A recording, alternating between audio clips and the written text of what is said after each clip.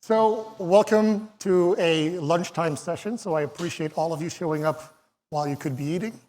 Eat after, this is more fun. We're going to talk a little bit about how free and open source software can change this community. I think most of you, if not all of you, have heard about Fly-by-Wire before, an organization that does release aircraft add-ons from Microsoft Flight Simulator. We have one major one, which is the A320nx, and we're working on an A380 as well, which everybody's very excited about. And we all do that as a free and open source software. Like, we don't make any money out of this. We are just having fun as a group of volunteers, spending their own free time on all of this. So we want to talk a little bit about how this happens, what we do, how we do this, and how this can help other companies and communities build their own tools. So let's get into the slides and talk a little bit about who's going to talk today. So first of all, that's me, Philippe, or Strax on Discord, if you are on our Discord server. I'm supporting the community. I develop a little bit on side projects, not so much on the main projects, because I'm not good enough for that. I've been involved with open source development for about 15 plus years, maybe even 20, depending on what you look at and you want to go back to SVN and stuff. And then we have our other guy. Hey, my name is Boris, and I'm a dev team member. I'm from Washington, D.C. I've been with the Fly-by-Wire project since the beginning, which is about 2020. And my main contributions to the Fly-by-Wire project are the sounds of the aircraft. Yeah, and amazing sound engineer. If you ever look at the sounds or listen to the sounds, and you're amazed how accurate they are, it's all him. OK, so first of all, if we're going to talk about free and open source software, you need to know what free and open source software means. Because everybody hears the word free, and it's not necessarily free in price. So free and open source software is software that anybody can use, copy, study, change, and distribute potentially. And the source code is openly available to anybody to look at, make changes to, improve voluntarily. Right? And so what does free really mean? It is freedom to run the program. Doesn't necessarily need to be free as in price. Again, there's ways of earning money with free and open source software. It's also free to study the program. So if you're a developer yourself or you want to get into development, you can look at the source code, study this thing, right? Finally, it's free to redistribute. So you can take whatever we create, for instance, and share it amongst your friends without us coming to complain to you. And it's also free to distribute modified copies. Here is a caveat, though. We put licenses on. You have a commercial, or you have not a commercial, you have an open source license that defines the terms and conditions in which you can share components. And there's a lot of licenses. I really am not planning to go into details on that, because it'll get us 4 hours talking about the different licenses. If you have questions about that, come to me. I spend too much time on those. The other thing with open source criteria is that you need to allow for certain characteristics, which is one is this redistribution, which we already covered. The other is source code availability, again, has been covered. Derived works, so anybody can use our systems or can use an open source component into their own systems, as long as they follow the license that has been applied to the software, of course. It's also important that you allow checking the author's code and the integrity of it. Is it secure? Is it safe? Is it not going to break anything on my system? That's why it's open source. Anybody can come in and investigate that code.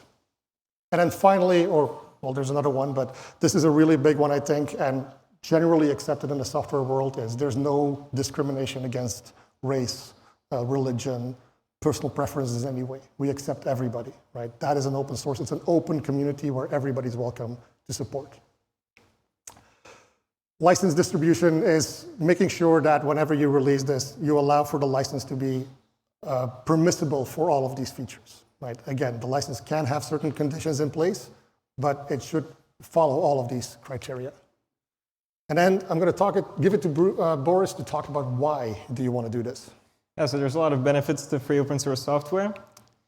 And firstly, it is a collaborative environment. You're working with a like-minded group of people. You make a lot of new connections and new friends. And some people from Fly-by-Wire since 2020 have become some of my best friends over the years. And without them, I would not be here presenting right now. So I'm really thankful for that. And it allows for rapid innovation, because you got so many contributors working on different areas of the project simultaneously. It allows it to advance and grow very quickly. And finally, it is a learning experience, because you're getting to learn new programming languages, learn new software. And it's not always going to be smooth, right? So like a big learning experience for mine, if anyone remembers from 2021, we got the A32NX stable 0.4 release. I started working on sounds around that time, and I tried to push out my first iteration of the sounds, and it was not great. Not to sugarcoat it, it was pretty bad. And to put it bluntly, I had to make better sounds. And so after a while, I got better, and that was my learning experience. And now the sounds are pretty highly praised for what they are. Yeah, I'm going to talk a little bit about control in open source as well. Why do you want to do this? Is first of all, you have the flexibility to do whatever you want, right? As a group, as a community, you decide in a group what is the feature priorities, what do you want to work as a contributor at, as a company, what do you want to do together. And again, this is something that happens in professional companies as well. This doesn't need to be a group of friends or a group of volunteers doing this. I've worked for companies that focus solely on open source software and then use that in terms of support channels, for instance. The other thing is interoperability. By being open source, everybody can come in and make sure that everything works together, right? If we develop an aircraft as fly-by-wire or any other project build an open source tool, and it doesn't work with Scholarkey, or it doesn't work with Navigraph, or it doesn't work with anything else, somebody can come in and fix that, right? Or tell us it's not working, come fix it yourself. But it's freedom of that interoperability, the flexibility that you bring with this is amazing. And then finally, because you're doing all of this with a large team, potentially, or with a group of people that are all dedicated or working really hard on this, you can do faster software delivery. Like if you look at us from a fly-by-wire perspective, we have multiple style releases. We have a stable release, changes every couple of months, but we have also a development release, which is every week something new comes into that, right? That's a new release that anybody can take and play with. Finally, there's clarity in this space, and this comes back to security for one, is source code security means you can check what's happening. You know for sure that there's nothing illegal in there. When we're installing these add-ons and you're using an installer, and you've seen this probably in many situations, your Windows Defender pops up and says, there might be something wrong here. I don't know this code. I don't know this file. I don't trust this yet. Because the way Microsoft Defender or Windows Defender works, and any antivirus works, is enough people have to tell it that it's okay, right? And so once enough people say that, and it's done some other research themselves into the files, they'll allow this. But with open source, you can just go and check the code. Are you worried that we're doing something illegal? And you're somewhat experienced with code, obviously. Go in, check the code, make sure it's safe, right? There's little or no risk to security on that side. There's also transparency in your process. So any open source community or any software development community will have a process on how they bring in new features, how they bring in new people, how they release, how a release cycle goes. And so this transparency is present here as well, right? Because it's open source, because the community is open, you can see what that process is, and if you don't like it, you can propose changes, right? And then finally, there's a sustainability here. When you're building a community around a product, you want that community to grow, and you want that community to sustain and relive and be there forever, right? Or be there as long as the product exists. By being open source, you build a community that is communicating openly about a product. Automatically, more people will be drawn to it. And yeah, this, Boris, you're going to talk about this a bit. Yeah, so just some quick statistics about our project. So we have over 80,000 members on our Discord community. That doesn't mean users, it's just the Discord community specifically. We have over 200 people who've committed code, and we have over 4,000 code changes or commits as well. And we've merged over 2,000 pull requests. And we have over 1,500 development releases, which is basically when you go to the installer and you want to update, and it has an update available, that's a development release. And so there are a bunch of existing examples of open source projects in MSFS. So we got MSFS NavData, which is a shared NavData library allowing both SIM and external access to NavData through a common interface. We got MSFS Geo, which is a shared geographic math library for MSFS avionics. And speaking of MSFS avionics, we got the framework, which is the new MSFS avionics SDK. So it's used in stock aircraft pretty much. And it's very flexible, so you can have just a few plugins, or you can have a full complex custom flight planning system. And of course, the fly-by-wire aircraft systems, we got tons of contributors working on that. So that's an example as well. Yeah. And so on the aircraft system, just to highlight something on the last slide, there's multiple projects that take our code and use it in their systems, right? And if you're aware of fly-by-wire and their A320, you'll know about some of these other projects as well, where there's an A330, for instance, and there's a few others that are adding our solutions on top of other aircraft. So we deliver and help that community grow around the world. And that is something that you can do as well when you're doing open source. But how do you get started if you've never done open source as an organization? I don't know how many people work in flight sim development here. Some will be running in an organization that maybe wants to do this, right? So the first thing you need to do is reflect on your goals. Why do you want to do open source, right? Is it because, like fly-by-wire, you want to have a whole bunch of volunteers build something for the community, by the community? Or is it, as a corporation, you also want to support the community, you want to release software that is available and have part of your tool set open source available to the world so that others can use this, right? That's a perfectly valid strategy. It's going to help your company forward as well if you want to do that. So what are your goals? What do you want to set out to do? Once you do that, try and figure out how you can join the community. Don't start your own community on your own, separated from the entire larger flight sim community. Join the existing community, and still you can have your own Discord server, but try and build those connections with people, right? Build policies. And I think this is something that most organizations understand already. It's important to have a process in place because there's going to be new people coming on board that don't know how to work in this space, that haven't gotten the experience, that want to know how to do this. By having a policy in place, a process in place, they can be guided clearly on what to do and how to do that. Right? And that also goes into the next one, where if a new contributor comes in that wants to help, they need to understand where do they start. So have good documentation on how to get started, and especially if you are able to identify in your issue tracking system what are good starting issues, that's mind-blowing to people, and it makes it so easy for everybody to jump in, because they can look at the issue. And for us, I think we have like 400 or 500 issues open on our GitHub tracker. We have a bunch that are saying good starting issue. So people, or good new issue, or something like that. Good first issue. Good first issue, thank you, Boris. So that helps people identify, I want to help this fly-by-wire guys, let's jump in. That's the same thing for your organization, right? And then finally, make sure you have the right tools for the job, right? It is definitely different from an internal development cycle. I work for a software company myself. We use different tools than this, and that's okay. Each has their own feature set and have their own specific needs. But we can go into that a little bit from our perspective, or what we do in fly-by-wire, and maybe you can take some inspiration from that. So first of all, source code management. This is making your source code available, tracking the code changes, tracking your issues, tracking your fixes. You can use different tools for this, or you can use the same tools. And of course, it also helps you with releasing or automation in testing, like CI/CD, if you're familiar with that terminology. And the tools that are available, so some examples are GitHub, GitLab, Bitbucket, but there's a whole bunch of others out there. The ones that we use is GitHub mostly. We use that for identifying all our issues. So we have tags and labels in there to make sure that people understand what is important, what systems it relates to, et cetera. And we use projects to do our release management and release planning, right? And then we have a whole bunch of automated actions in GitHub that every time somebody adds something to the developer build, automatically a new build gets spun up, gets pushed to our server where we store all the images. People get an update in their installer and can download the new image. Right. For community, again, we talked about this a few times. It is about user interaction. You want to make sure that users can talk to you when they have questions or have suggestions.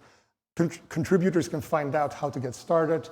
You want to be able to foster that open and respectful discussion around your project, and maybe if you become bigger, other subjects around the community. We have multiple tools here. So we use Discord as a community tool for communication. We have GitHub for, again, issue tracking and discussions sometimes. And then social media, of course, to market the product, which is a lot of people would be doing that, right? And then content delivery, I think, is the final one on my end. You want to be able to efficiently provide your software to your customers or end users, right? They need to be able to install it. They need to be able to download it. And how can they find that software? So that's where a custom installer can come in, or you can use systems like flightsim.to or something like that to release your software on, and then have a way to easily download it. We use a CDN, or a content delivery network, which is a technical term for how do you deliver files across the world most efficiently. It puts the files geographically close to each individual. So there's servers in Europe, there's servers in the US, there's servers in Japan and China, and so on and so forth. And that's how you start as an organization, but then now let's jump to an individual. What if you want to help? All right, so first you want to find a project that you're passionate about, that you want to support, that you've used before. And for example, we use Fly-by-Wire here. And usually they have a community such as on Discord. You know, Discord is a pretty popular platform nowadays. And yeah, you can join in. And you can actively participate in it, because there's not only just users there, because we have, like we said before, 88,000 users on our Discord server.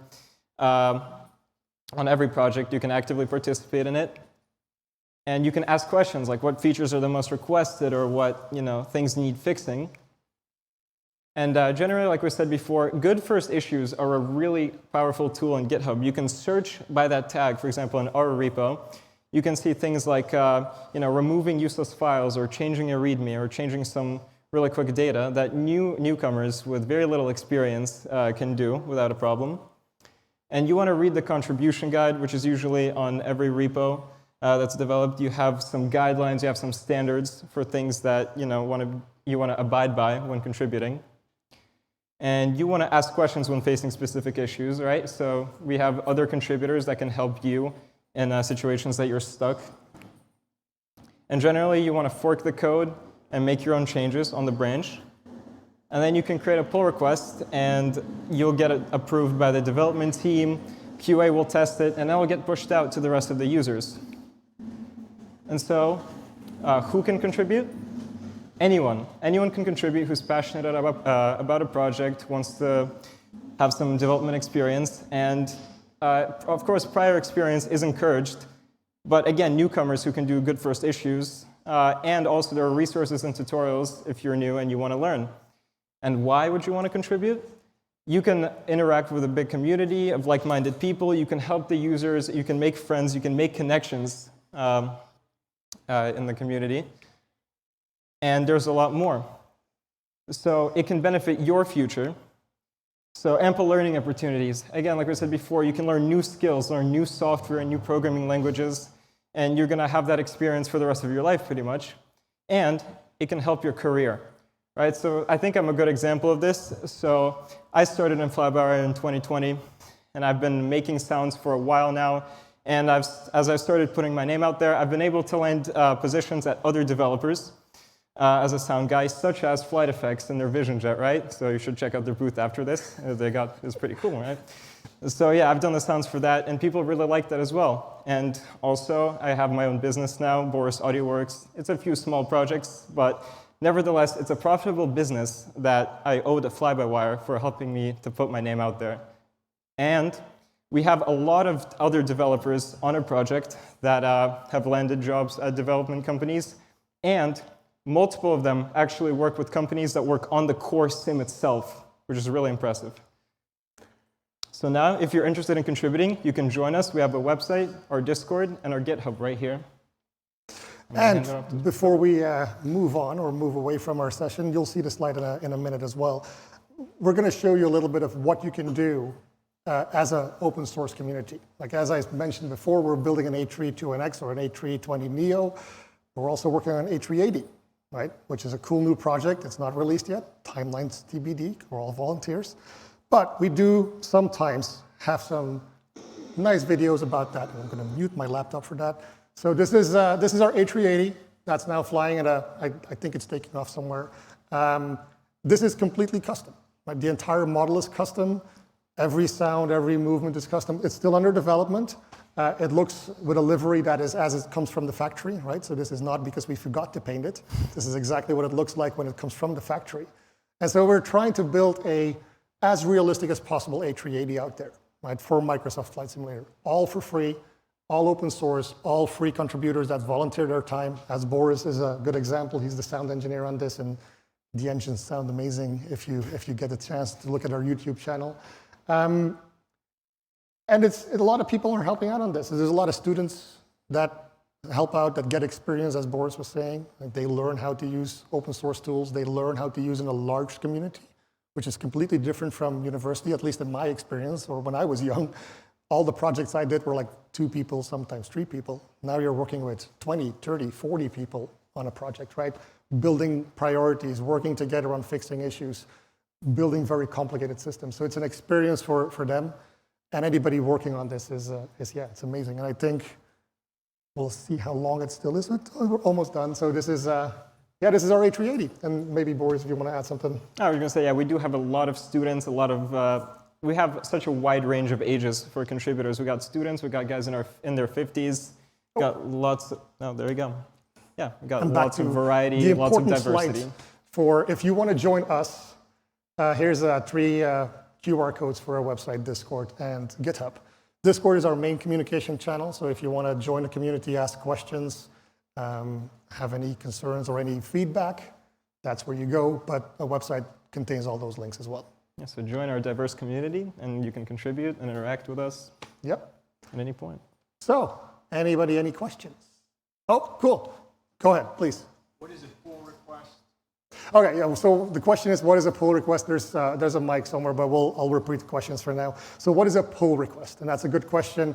If you're working in open source and you're working in source control or having source code out there, what you have is you have a repository, a set of code there, files. If you want to make a change to that, you don't want to do that on the main system itself while you're testing your change, right? You're playing around with your code, you're making changes, something might break. So you do that in what we call a separate branch. So you can see this as a tree where the main code is the main branch from the tree. And then you branch off the code and say, I'm going to make some changes. And then you want to bring that back into the real product, right, in the real project. And that's what we call a pull request. You want to pull your changes back into the main system. And that's a pull request. Open source projects? I need to look into that. I don't know, Boris, if you know. Can't think of anything. I think Zebo, but I think Zebo is actually closed source. Sorry, I don't know for sure. So the question was, are there any projects like that for X-Plane? I would suggest that searching in the internet will probably result you in something if that exists. There's a bunch of plugins. Like I think DataRef Tool was one of them, which helps developers a lot. But I'm not too familiar with it, to be honest. We're all focused very much on Microsoft Flight Simulator in our team. Yeah. Any more questions? Oh, yeah, sure, please. What languages does fly-by-wire use? So we have TypeScript that's used heavily. Rust is used. From time to time, I think C++ is also in there somewhat. JS, WASM, JavaScript, Rust. WASM is there, Rust is there. We have multiple projects that we have ongoing, of course. We have the A320, which is the main aircraft, and a lot of systems in there, but we have also the installer project that is being developed by us and shared with the community. That is TypeScript, for instance. There's a whole bunch of stuff, but mostly TypeScript, Rust, some C and C++, I think. But those are the main languages. Some Python, I think, as well in the background for automation and stuff, Yeah, with MSFS development, you kind of need a lot of... That's why actually it's pretty good for other contributors who have their own niche, who can help develop a specific language and such, Please. Yeah, you touched on it a bit earlier, but do you have I know you talked about developers, but program managers, product managers, is there somebody who specializes in that group? Good question. Funny thing, you mentioned product managers. My day job is being a product manager. Oh, you looked me up? That's dangerous. But just kidding around. So in this community, we don't really have product managers as is. We have an open community that discusses the roadmap and the features that we're working on a little bit together, and it's more of a democracy kind of thing because we're not a company, right? Because we are an open source community with volunteers that spend their own time, we don't want to put any stress on anybody with like a set in stone kind of prioritization that a product manager or program manager would bring. But we also have a group of people that talk a lot and help each other out and target what kind of things we need. Like we do know, for instance, that if we want to do a new stable release, we work with a few people to list a set of features that we want to finish for that. But it's a group effort, really. It's not somebody that's specifically dedicated to program management or product management. I was going to add to that. So we don't have like project managers, but we also have dedicated teams. Like we have the development team, we have the moderation team, and we have a media team, which does kind of the marketing and pushing the product out. And we have a QA team that tests the pull requests that come in. So we got a bunch of different teams of volunteers who do things kind of like in a company, but not really. It is. If you've been working in software development, you will see some parallels in there, but it's also a little bit more free given that it's all volunteers. Yeah. So it's a balancing act. Sometimes I would like that there's some product management, but I think we've been doing a really good job with us. It's been very healthy, very open discussions every time, and everybody's on the same track with us, so that helps a lot. And it's not a 200 developer group, right? It's a smaller group than that. Yeah. Okay. If no other questions, then thank you very much for joining us today. I hope you learned something and found this interesting. Come see us at our booth. We have videos of the A380, more of them. We have the A380 in the sim that you can see. We have the A320X, of course, as well. And you can talk to Boris, you can talk to myself, and a few other people that are here from us. Thanks so much.